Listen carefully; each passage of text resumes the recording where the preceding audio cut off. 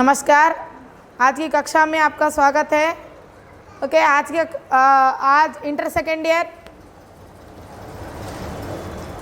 कौन सा भाग है? आधुनिक गद्य। आधुनिक गद्य में कौन सा पाठ है अम्मा?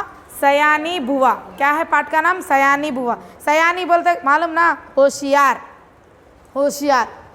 अब वो व्याकरण की दृष्टि से सयानी क्या होता बोलो? व्याकरण की दृष्टि से सयानी क्या है? वेरी गुड, क्या है? विशेषण। ओके, मतलब उसका अर्थ अगर होशियार आया तो विशेषण होता। अब विशेषण से भी संबंधित अपने नाम रहते नहीं रहते ऐसा। विधा क्या है अम्मा इसकी? कहानी। कहानीकार कौन है? मन्नू भंडारी। कौन है अम्मा? मन्नू भंडारी। सबसे पहले हम इस कहानी को पढ़ने से पहले हम इनके कवि परिचय पढ़ेंगे, इनका जीवन परिचय पढ़ेंगे। मन्नू भंडारी जी का जन्म 1931 में, कब? 1931 मध्य प्रदेश के भानपुरा नामक गांव में हुआ। कौन सा पुरा? भानपुरा नामक गांव में इनका जन्म कब हुआ? 1931। इनकी मृत्यु 15 नवंबर 2021 यानी कि हाल में ही इनकी मृत्यु हुई। कहाँ पर?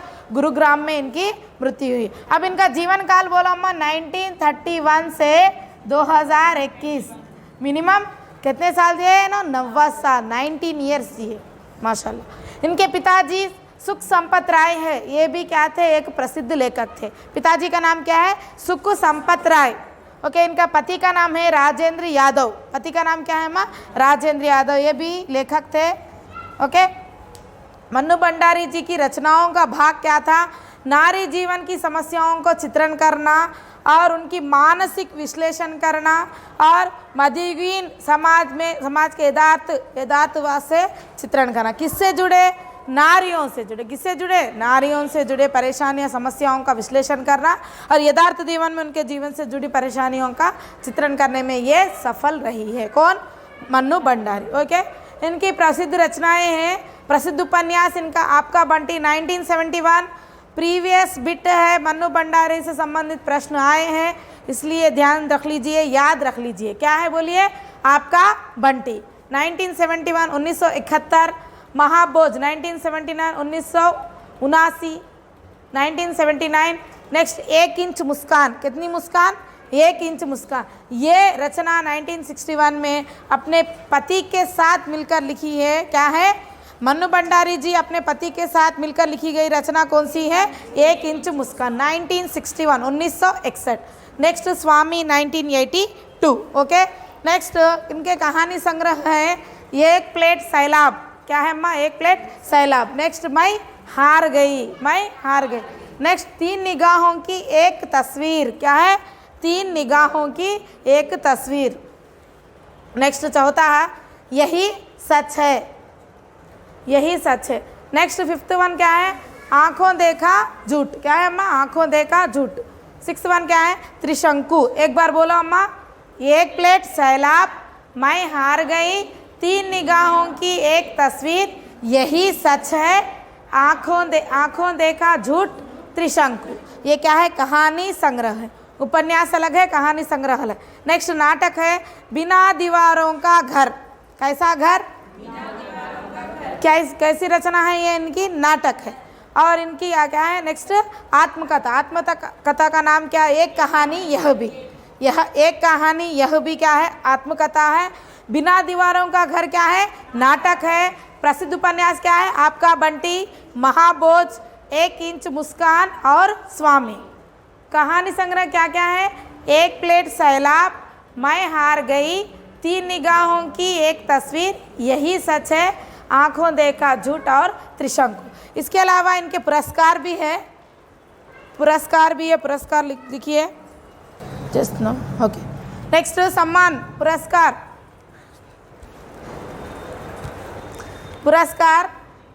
1981 में 1981 में महाभोज रचना के लिए उत्तर प्रदेश के द्वारा क्या मिला अम्मा?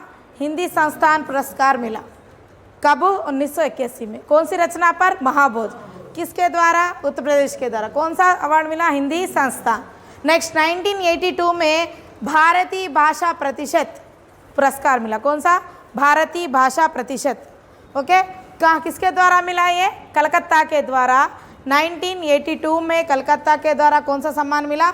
भारतीय भाषा परिषद। नेक्स्ट 1982 में फिर के 1982 में कला कुंज सम्मान कहाँ पर मिला? ये नई दिल्ली में।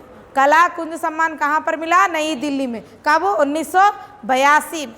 नेक्स्ट 1983 में भारतीय संस्कृत संसद कथा समारोह, बोलिए एक बार, भारतीय संस्कृत संसद कथा समारोह कोलकाता के द्वारा 1983 में दिया गया। यहाँ पर कोई एक स्पेसिफिक रचना नहीं है, उनके रचनाओं के लिए उन्हें ये सम्मान मिले। कब? 1983 में। यहाँ पे एक महाभोज हुआ, यहाँ पे एक एकान, ये भी वो अलग अलग है। ओके। नेक्स्ट 1991 में बिहार राज्य भाषा परिषद अवार्ड मिला। बिहार के राज्य के द्वारा क्या मिला? बिहार राज्य भाषा परिषद अवार्ड पुरस्कार। नेक्स्ट 2004 में महाराष्ट्र राज्य हिंदी साहित्य अकादमी, महाराष्ट्र के द्वारा क्या मिला? हिंदी साहित्य अकादमी। महाराष्ट्र, बिहार, कोलकाता, नई दिल्ली, कितने हो गए अम्मा? 4। उत्तर प्रदेश 5। उत्तर प्रदेश, मध्य प्रदेश भी है ना? उत्तर प्रदेश, मध्य प्रदेश, कलकत्ता, नई दिल्ली, बिहार, महाराष्ट्र, सभी के द्वारा क्या मिले? इन्हें पुरस्कार मिले। नेक्स्ट 2006 में हिंदी अकादमी के द्वारा दिल्ली शलाका सम्मान, कौन सा सम्मान मिला? दिल्ली शलाका सम्मान प्राप्त हुआ। कब? 2006 में। किसके द्वारा? हिंदी अकादमी। नेक्स्ट मध्य प्रदेश हिंदी साहित्य सम्मेलन में इन्हें क्या मिला अम्मा? भवभूति अलंकरण। भवभूति अलंकरण कब मिला? 2007 में। कब मिला अम्मा? 2007 में। भवभूति अलंकरण एमपी, दिल्ली शलाका सम्मान हिंदी अकादमी 2006। नेक्स्ट के बिड़ला फाउंडेशन ने उन्हें ये कहानी यह भी आत्मकथा पर 18वां व्यास सम्मान प्राप्त किया। कौन सा सम्मान? व्यास सम्मान। कितना? 18वां व्यास सम्मान। कौन सी रचना पर मिला इन्हें? ये कहानी यह भी इनकी आत्मकथा है। किसकी आत्मकथा है? मन्नू भंडारी जी की। ओके। मन्नू भंडारी जी को व्यास सम्मान कौन दिए? के बिड़ला फाउंडेशन वाले दिए। भवभूति अलंकरण कौन दिए? एमपी हिंदी साहित्य सम्मेलन वाले दिए। दिल्ली हिंदी अकादमी वाले क्या दिए? दिल्ली शलाका सम्मान दिए। महाराष्ट्र वाले क्या दिए? राज्य हिंदी साहित्य अकादमी। बिहार वाले राज्य भाषा परिषद। और कलकत्ता वाले क्या दिए? भारतीय संस्कृत संसद का समारोह कप में पुरस्कार मिला। नेक्स्ट कला कुंज सम्मान नई दिल्ली के द्वारा, भारतीय भाषा परिषद कोलकाता के द्वारा। महाभोज पर क्या मिला? हिंदी संस्था। ओके। उत्तर प्रदेश के द्वारा हिंदी संस्था। इम्पॉर्टेंट है, मन्नू भंडारी से संबंधित एक प्रश्न कंपलसरी आएगा, उनकी रचनाओं से संबंधित या उनके जीवन से संबंधित, जीवन काल से संबंधित या उनके पुरस्कार से संबंधित। इम्पॉर्टेंट है ये, पिछली कई परीक्षाओं में पूछे गए हैं इनके प्रश्न, जैसे कि इनके उपन्यास के बारे में, इनकी कहानी संग्रह के बारे में, ये रचना किनकी है या प्रस्तुत रचना का नाम देकर ये इनकी रचना है, या नहीं तो मन्नू भंडारी के द्वारा लिखी गई रचना क्या है, उनकी विधा क्या है, उपन्यास है या कहानी संग्रह। इस तरह से सभी आप बारीकी से पढ़ो। मैं इसके ऊपर आपको एग्ज़ाम रखूँगी, अब ये 2 दिन में ख़त्म हो जाता। ओके। टोटल कितने कवि है, उनकी रचनाएँ क्या क्या हैं, आप लोग नहीं लिख लिए तो पढ़ने में आसानी होती थी, अब आप लोगों की मर्जी। ओके। नेक्स्ट लेसन की ओर ओके, पाठ की ओर आगे बढ़ते हैं। सयानी बुआ विदा कहानी, कहानीकार कौन है? मन्नू भंडारी। इस पाठ के पात्र है सयानी, बुआ का नाम क्या है? सयानी। ओके। और उनकी बेटी है 5 साल की लड़की अन्नू। कौन है? अन्नू। किनकी बेटी? सयानी की बेटी। और भाई साहब और डॉक्टर। नेक्स्ट नौकर। यहाँ पर ये खुद बोलने वाली शायद मन्नू भंडारी छे रचयित्री छे 6th 1। ये कहानी बोलने वाली कौन है? सिर्फ रचनाकार मन्नू भंडारी।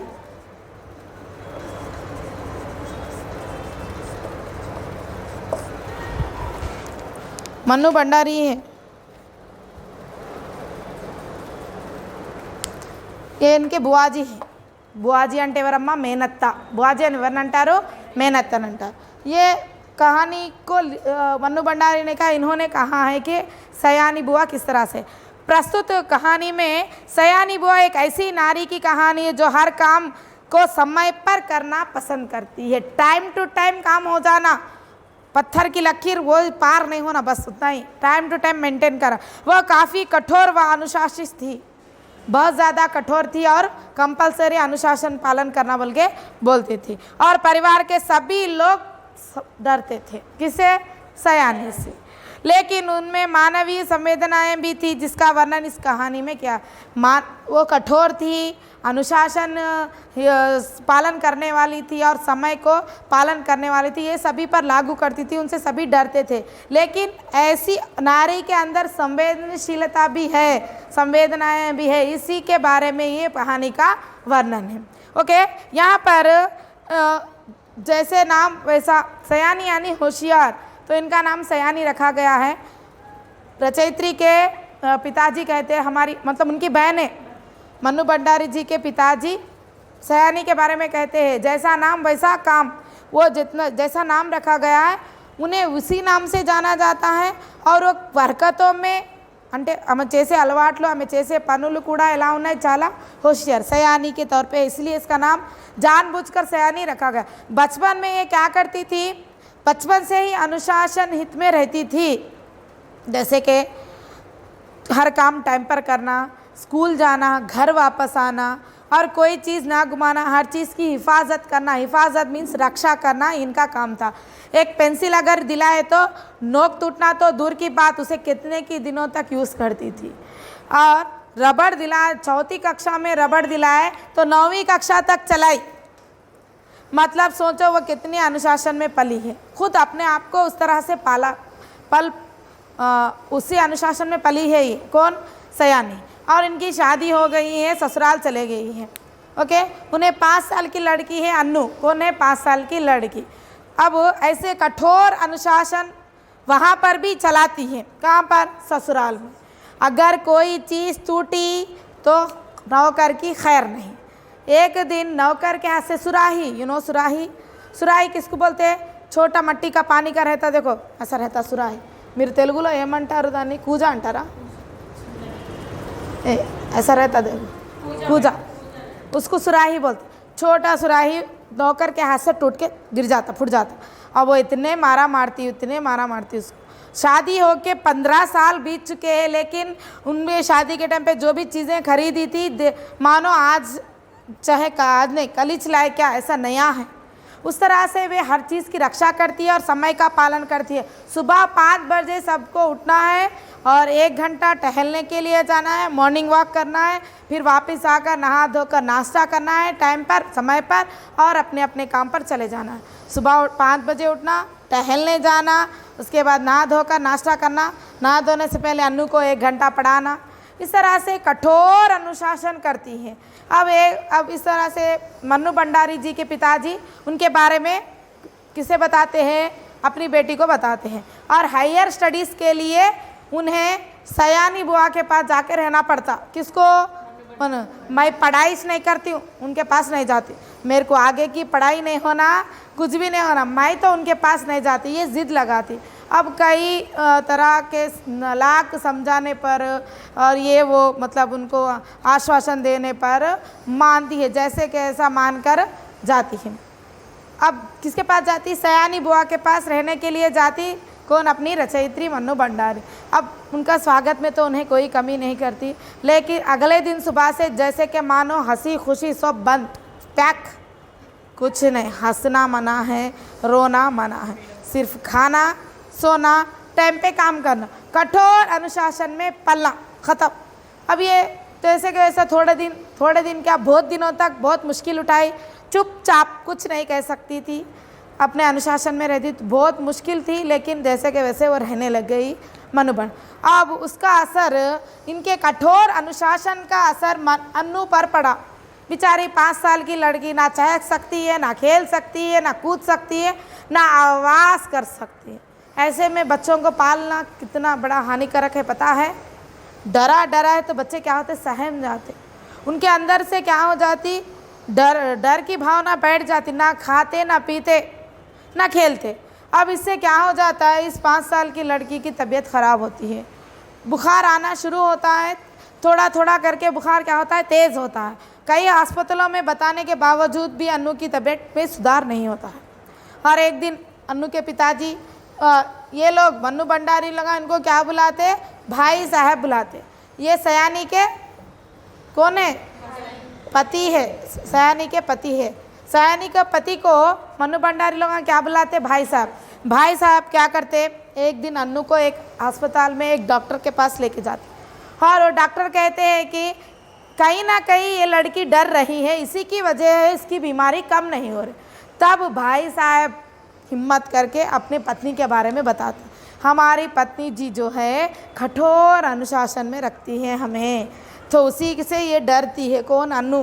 तो कहते हैं डॉक्टर साहब कहते हैं इस लड़की को इस माहौल से हटाओ, कुछ दिनों के लिए इस माहौल से हटाओ, तभी इस लड़की के स्वास्थ्य में सुधार आएगा। तब वापस आते हैं घर, सयानी से कहते हैं पति जी, भाई साहब जी डॉक्टर ने ऐसा कहा है। तब नहीं मानते सयानी, मैं नहीं मानती, मैं मेरे बच्ची को नहीं छोड़ती, अगर तुम ऐसे करेगी तो इसकी जान चले जाए। जैसे कि ऐसा मना देते हैं भाई साहब, बहू उसे लेकर पहाड़ी इलाका में चले जाते, नौकर को लेकर जाने के लिए सामान पैक करते हैं। अब वो सामान बांधते वक्त भी ये चादर इस दिन ओढ़ना, ये कपड़े इस दिन पहनना, ये कटोरे में दूध पीना, ये प्लेट में खाना खाना, ये साबुन से नहाना, इससे धोना, वो करना, ये करना, फना फना फना, ये लंबी लिस्ट लिख देते, नियमों की लिस्ट लिख के दे देती और कहती है कि रोज़ चिट्ठी लिखना। गए सभी लोगों को कुछ नहीं है जैसा, अब रोज़ चिट्ठी लिखना, ठीक है कहकर ये चले जाते हैं बेटी को लेकर। वहाँ से रोज़ पत्र लिखते हैं, क्या खाए, कैसा खाए, जभी भी लिखना, और ये किस में खाना, क्या क्या खाना, क्या क्या पहनना, ये सभी यहाँ से लिखती है। तो इस तरह से कुछ दिन गुजरते हैं। कुछ दिन गुजरने के बाद एक दिन चिट्ठी नहीं आती है, दूसरे दिन नहीं आती। पहले दिन चिट्ठी नहीं आई तो ये समझ से कहीं ना कहीं व्यस्त होंगे, इसीलिए चिट्ठी नहीं। दूसरे दिन अब पत्र नहीं आया तो ये बेचैन हो जाती, सयान डर जाती, कहीं ना कहीं अंदर से उन्हें डर खा जाता है और रोती है, बहुत दुख। जब मन्नू भंडारी देखती है, अम्मा इतने कठोर इंसान को दुख भी आएगा। అప్పుడు ఆమె అనుకుంటుంది, ఎవరు మన్ను బండారు ఇంత కఠినంగా ఉండే ఆమె కూడా కన్నీళ్ళు వస్తాయి, ఆమె కూడా భావన ఉందా, संवेदनाएं हैं क्या, संवेदनाएं क्या क्या, हंसना रोना भूख, सभी संवेदनाएं मालूम है। हाँ, ये संवेदनशील, ये हमारे बुआ जी के अंदर संवेदनशीलता भी है। तब पाप दिखता किसको, मन्नू भंडारी। तभी समझाती है। दूसरा दिन गुजर जाता, तीसरे दिन भी नहीं आती है चिट्ठी। अब यह और परेशान होती है, रोती है, खाना नहीं खाती है। चौथे दिन नौकर चिट्ठी लाता है, पढ़ना शुरू करती है तो रोना लगती है। कौन, मन्नू भंडारी जी, क्योंकि उसमें लिखा है मुझे माफ़ कर दो, मैं तुम्हारी चीज़ को बचा नहीं पाया, मैं इतने दिनों से उसे देख रेख में रख रहा था, अब हमारी किस्मत में नहीं है, हम क्या करेंगे। हम बहुत कुछ क्या बोलते प्रयत्न कर चुके हैं उसे बचाने के लिए, लेकिन हम नहीं बचा पाए। इस तरह के वर्ड पढ़ रही है, शब्द पढ़ रही है, वो रोने लगती है, पत्र छोड़ देती। अब ये डर जाती है। कौन, मन्नू भंडारी। जिसकी आंखों के सामने अन्नू की तस्वीर घूम रही थी, क्या सचमुच में अन्नू हमारे बीच नहीं है, ऐसा डर के वो भी उठकर पत्र उठाकर पढ़ने लगते। पत्र पढ़ते पढ़ते उन्हें लगता है, वो सभी ऐसे ही एक्सप्लेनेशन देते हैं। आखिर में आकर कहते हैं, वो बोलती एक कुछ कटोरा या कुछ रहता है, ये सेट का कटोरा है, 50 रुपये का है, इसे तोड़ना मत, तोड़े तो अच्छी खैर नहीं रहे बोल के देती सामान देते वक्त। अब वो लिखते हैं तुम्हारे 50 रुपये का सेट का कटोरा टूट गया, मुझे माफ़ कर दो। अब वो रोने वाली क्या होती है, हंसने लगती है।